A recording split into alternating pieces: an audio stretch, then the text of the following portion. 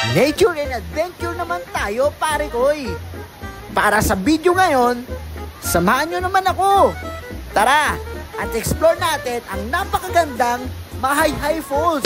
Pero sabi ni Waze ay ma-JJ daw, o mas kilala sa tawag na Taytay Falls. Dito mo lamang yan matatagpuan sa Mahayhay, Laguna. Wow. Shout out agad sa mga Borero family. Rides ang atake namin ngayon. Ang saya sa probinsya, lalo na kapag kasama ang tropa at gamit ang motor nila. Dumating na nga kagad kami sa barangay hall para magbayad ng 50 pesos each para sa environmental fee. Ay sila ang nangangalaga at ginagamit ito sa ikakaayos ng lugar. Kita nyo naman, numpisa na kagad namin. Sa daanan pa lamang, malalaman nyo na maayos ang lugar. Shout out kay Tita Marie. Siya ang aming tour guide para ngayon. Mahayhay. Habang pababa kami, hindi namin ramdam ang pagod. Kasi may konting tsikahan at konting kwentuhan. Kaya hindi namin nararamdaman. Napalapit na kami sa aming pupuntahan. Na ma-experience namin ang napakagandang lugar at tiyak na swak para sa mga nature lover dyan. Eto na nga guys, naririnig na namin unti-unti ang bagsak ng tubig mula sa waterfalls. Wala kang makikita, kundi ganda ng kalikasan. Eto na nga, una naming nirentahan ay lamesa sa gitna ng napakalamig na kanal ng tubig. Pero parte yan ng falls. Ang gwapo naman ni Sir. Pinakita ka agad kung gaano kaganda ang likhang waterfalls sa Mahayhay.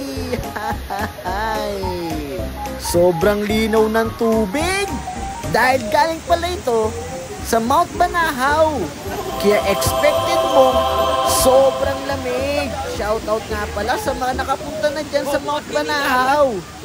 At eto na nga guys, inabutan pa kami ng malakas na ulan. Pero huwag kang mag-alala dahil safe pa rin ang ating pinuntahan kahit na naulan. Kasama mga chikiting ay tiyak na hindi makakaubra sa sobrang lamig ng tubig guys. Sobrang linaw ng tubig. Pwede ka nga pala dito mag-day tour o mag-overnight camping.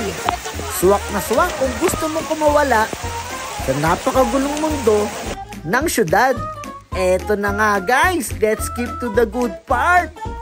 Para sa malamig na tubig at bubuhos na ulan, tawagin mo si San Miguel. Lagyan mo pa ng pomelo. At tapos mag-inom, agmasdan mo kung gaano kalinaw ang tubig.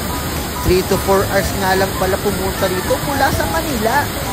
Kaya eto na, susubukan ko na ang tapang kung paano maligo sa isang malamig na tubig na mas malamig pa sa relasyon nyo ng jowa mo. Tanggal ang aking tama. Hindi kinaya ng itlog ko. Hindi ako nakatagal sa sobrang lamig ng tubig. Tamang-tama ito. Dahil makalipas na isang linggo na puro trabaho, tanggal stress ka dito. Pero huwag mo kakalimutan syempre magdala ng iyong pagkain. Magdala rin ng tubig.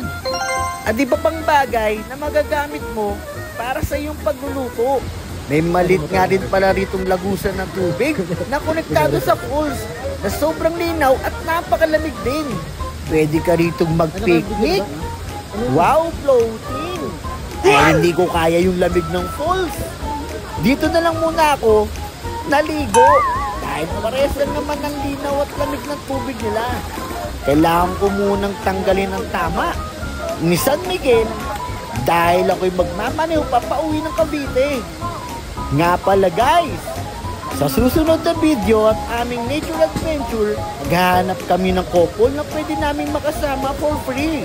Basta huwag nyo kakalimutan, may follow at share ang video na to.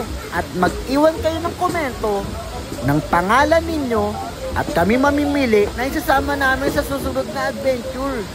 Yes guys, that is for free. bilang pasasalamat namin sa aming mga followers para pare-pares tayong maging adventurous at nature lover. Let's go guys! Kailangan ko na nga pala mag-anlaw dahil pauwi pa kami ng Cavite. Pero sa saglit na oras ay super nag-enjoy kami. Back to the barracks! Shoutout ulit sa Borero family at mga kabataan na nakisama sa ating adventure.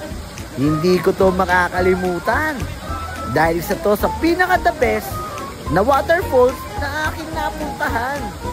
Shoutout sa Team Pobre dyan! Next week, kasama ko na naman kayo. Maraming salamat sa pagsuporta ulit sa aking video. Thank you very much guys! Bye-bye!